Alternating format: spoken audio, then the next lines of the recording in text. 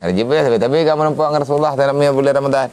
Lebih-lebih dia khabari Ahmad itu malam Lailatul Qadar.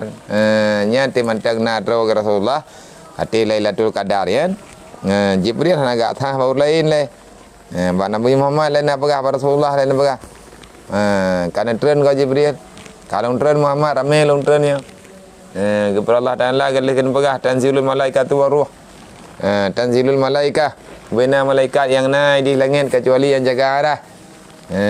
Kecuali yang tugas-tugas yang kali kepentingan oleh Allah, yang selain daripada yang karena tugas-tugas tertentu nya malamnya Muhammad ka trenuyu kuna mendu dari maghrib puna awaknya ka keno bumo pu acara ni yang Rasulullah putra na pekat hai puhan pekat malamnya hai Muhammad Lailatul Qadar.